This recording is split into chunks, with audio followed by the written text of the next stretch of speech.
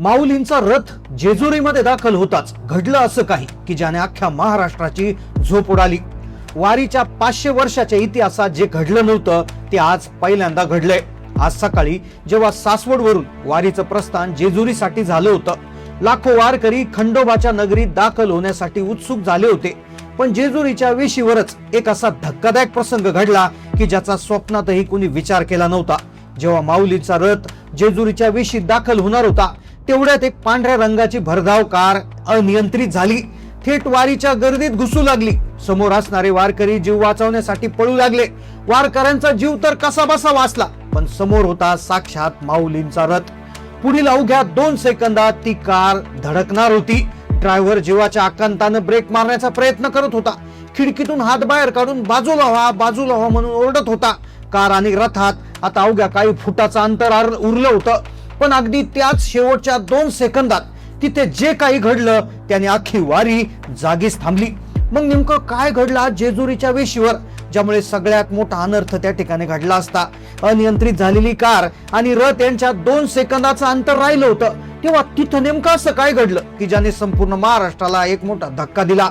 चला जाणून घेऊया या आजच्या विशेष आणि सविस्तर रिपोर्ट मध्ये।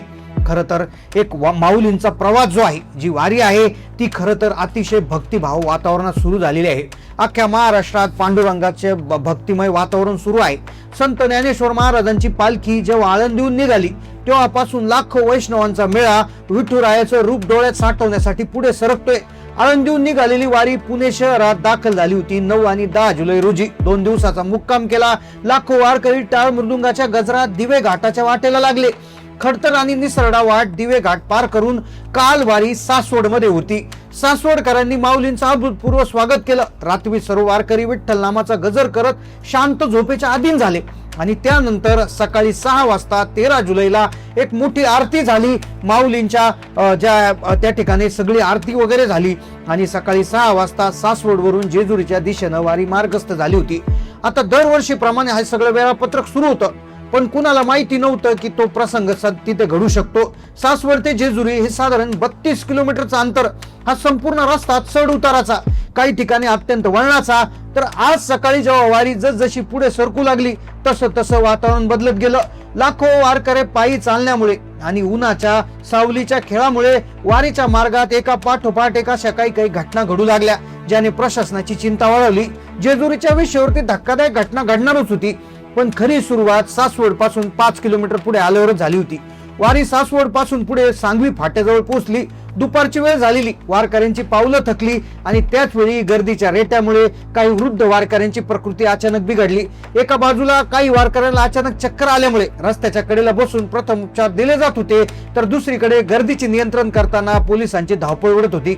सकाळीच काही वारकऱ्यांना चक्कर आल्यामुळे वारीचा प्रवास थोडासा रेंगाळला होता। पोलीस आणि प्रशासनाचे अधिकारी वारंवार वायरलेस फोनवरून वारीच्या सुरक्षेची कमालीची तपासणी करत होते, कारण वारीच्या आजच्या मार्गावर गाड्यांना पूर्णपणे बंदी घालण्यात आली होती।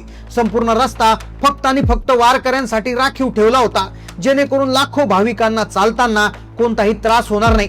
पण तरीही जेजुरीच्या वेशीवर पोहोचता अचानक एका पांढऱ्या कारचा एक भयानक थरार समोर आला, ज्याने सगळ्यांची झोप उडून दिली। मग ती कार नेमकं कुठून आली, रथासमोर ती कशी आली? कारण की सगळ्यांना बंदी होती। अचानक ती भरधाव कार अशी कशी अनियंत्रित झाली आणि रथामध्ये तिच्यामध्ये काही फुटाचं अंतर असताना शेवटच्या 2 सेकंदात काय घडलं, सगळं आता समोर दिसणार होतं। दुपारनंतर वारी जेव्हा जेजुरीच्या हद्दीकडे हळूहळू प्रवास करू लागली, खंडोबाच्या गडाचा पिवळा रंग, भंडाऱ्याचा सुगंध आता वातावरणात दळू लागला होता। काही वारकऱ्यांनी जय मल्हारची घोषणा तिथूनच करायला सुरुवात केली होती। जेजुरीच्या वेशीवर म्हणजे मुख्य कमानीपाशी आज जवळपास 6 ते 7 लाख वारकऱ्यांचा जनसागर उसळला होता। तिथे 7 लाख वारकरी होतेच, पण आसपासच्या गावातून देखील माऊलींचं दर्शन घेण्यासाठी आजूबाजूच्या गावातले लोकही गर्दी करत होते। गावकऱ्यांनी माऊलींच्या स्वागताची भव्य तयारी केली होती। पोलिसांचे वरिष्ठ अधिकारी स्वतः वेशीवर उभे राहून गर्दीचं नियंत्रण करत होते। माऊलीचा रथ मुख्य कमानी जवळ आला आणि सगळे जण आता रथाकडे पाहत होते। आता खरं तर गर्दी ही खूप मोठी होती आणि त्यातल्या त्यात गावकऱ्यांची गर्दी वाढली होती। दुपारनंतर साधारणपणे ही गर्दी हळूहळू वाढायला लागली होती, कारण की लोकांना माहिती होतं की रथ आता तिथे येणार आहे आणि पावन रथाचं दर्शन घेणं हा म्हणजे खरंच खूप मोठा योग असतो, पावन असतं, त्याच्यामुळे लोक तिथे जमा होत होते. पण कुणाला माहिती नव्हतं की एक धक्कादायक प्रसंग पुढे घडणार होता आणि त्या प्रसंगामुळे अख्खी वारी पूर्णतः जागी स्तब्ध होणार होती. खरं तर आता हळूहळू जी पालखी आहे, जो रथ आहे, तो वेशीपर्यंत आला होता. पण तेवढ्यात वेशी बाहेरून एका पांढऱ्या रंगाची कार एक अचानक वेगाने येताना दिसली. लोकांना वाटलं कुठल्या तरी अधिकाऱ्याची गाडी असेल. वेगाची मर्यादा ओलांडून थेट ती वारीच्या दिशेने झेपावू लागली होती. चालकाचं गाडीवरलं नियंत्रण हळूहळू सुटलं होतं. तो आता त्याचा ब्रेक दाबत नव्हता की काय प्रॉब्लेम झाला होता कोणाला कळत नव्हतं. गाडी हळूहळू त्या ठिकाणी वारीच्या दिशेने येताना दिसू लागली होती. आता वारकरी थोडेसे अलर्ट झाले होते, पण तेवढं झालं असं तर त्या व्यक्तीने काच खाली केली आणि काच खाली काढून तो ओरडू लागला, बाजूला व्हा, गाडी थांबत नाहीये. आता समोरच्या वारकऱ्यांना समजलं होतं की या कारमध्ये काहीतरी बिघाड झालाय आणि या कार आता नियंत्रणात राहिली नाहीये. अगदी ती जवळ आली होती. क्षणार्धात तिथे आरडाओरड सुरू झाली. अंगावर काटा आणणारी पळापळ उडाली. लोक रस्त्याच्या बोडेला असलेल्या बाजूला उड्या मारू लागले. गर्दी बाजूला झाली. अवघ्या काही सेकंदातच ती कार आता हळूहळू पुढे येऊ लागली होती. अनियंत्रित झालेली कार, उतार असल्यामुळे त्या कारचा वेग आता नियंत्रितपणे वाढत होता. हळूहळू आता ती कार त्या ठिकाणी वारकऱ्यांच्या दिशेला आली. वारकरी पळाले आणि वारकरी पळाल्यानंतर माऊलींचा जो रथ होता त्या रथाच्या रोखानं ती जाऊ लागली होती. आता कारमध्ये आणि रथामध्ये फक्त काही मीटरचं अंतर होतं. 100 मीटर, 50 मीटर, 60 मीटर, 40 मीटर असं करत करत ती पुढे येत होती. मग त्या शेवटच्या सेकंदात काय भयानक हे घडला. आता कार अगदी रथाच्या अगदी जवळ पोहोचली होती. 5 ते 6 फुटाचं अंतर उरलं होतं. आता पुढे जो भीषण प्रसंग घडणार होता तो जर घडला असता तर अक्षरशः सगळीकडे हाहाकार उडाला असता, कारण की गेल्या इतक्या वर्षाच्या इतिहासात कधीच घडलं नव्हतं ते घडण्याची शक्यता आता समोर आली होती. सगळे अधिकारी जागेच गोठले होते. प्रत्येकाचा श्वास रोखला गेला होता. काही वारकरी जे पळून बाजूला जाऊन हा थरार पाहत होते. पण अगदी त्याच वेळेस एक घटना घडली. त्याच वेळेस शेवटच्या क्षणी गर्दीतून एक 65 वर्षाचे वृद्ध वारकरी एक वाऱ्याच्या वेगानं पुढे धावले.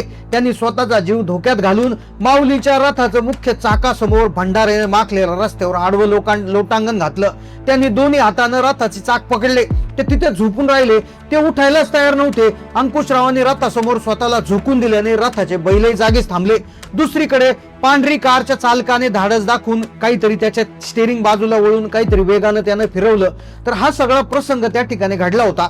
आता हा सगळा प्रसंग झाला, पण खरी गोष्ट काय झाली, बाबा हे रथासमोर डायरेक्ट आडवे झोपले होते. त्यावेळेस अक्षरशः त्यांना विचारण्यात आलं. त्यावेळेस ती घटना खरी समजली. खरं तर ही जी घटना होती की ज्यावेळेस वारी वेशीवर आली होती त्यावेळेस कुठल्याही प्रकारची कार तिथे त्या ठिकाणी आली नव्हती. खरं तर एक वारकरी वारी त्या वेशी समोर तिथे थेट झोपला होता. तो हलायला तयार नव्हता. का तयार नव्हता तर तो सांगू लागला की काल रात्री मला एक सासवडच्या मुक्कामात स्वप्न पडलं होतं. स्वप्नात पाहिलं होतं की जेजुरीच्या वेशीवर एक अनियंत्रित पांढरी कार माऊलीच्या रथाला धडकू शकते असं मला स्वप्न पडलं होतं आणि ही घटना होऊ नये म्हणून मी वेशीच्या आधीच तो रथ रोखत होतो असं तो बोलू लागला.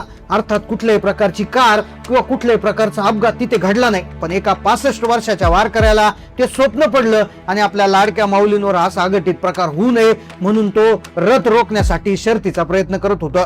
खरं तर त्याच्या स्वप्नात घडलेला अपघात होता. त्याला नंतर अधिकाऱ्यांनी बाजूला घेऊन तुम्ही असं का करत होता असं विचारल्यानंतर त्याने तो अपघात सांगितला, जो आधी सांगितल्याप्रमाणे जसा जसा घडला तसा घडणार होता. पण कुठल्याही प्रकारचा अपघात किंवा कुठल्याही प्रकारच्या गाडीची अशी घटना घडली नाही. पण तो वारकरी तिथे त्या ठिकाणी वेशी समोरच तिथे झोपल्यामुळे काही काळ खळबळ उडाली आणि नंतर तो अपघात असा ओरडत होता. त्यामुळे लोकांना वाटलं की कुठून काही येतंय का. काही वारकरी पळू लागले होते, पण नंतर त्या वारकऱ्याला बाजूला घेतलं. त्याला व्यवस्थित विचारल्यानंतर त्याने तो रात्रीचा प्रसंग सांगितला आणि तो प्रसंग कसल्याही प्रकारे तिथे घडला नाही. पण वारकऱ्याला देखील त्यानंतर तिथे व्यवस्थित पाणी पाजून शांत करून सोडून देण्यात आलं. तर अशा प्रकारची ही घटना होती. खरंच मग ही घटना होणार होती का वारकऱ्याच्या त्या ठिकाणी स्वप्नात येऊन पांडुरंगाने त्याला कल्पना दिली होती का, यावर तुमचं काय मत आहे नक्की कमेंट करून कळवा. चॅनलला नवीन असेल तर सबस्क्राईब करा. धन्यवाद.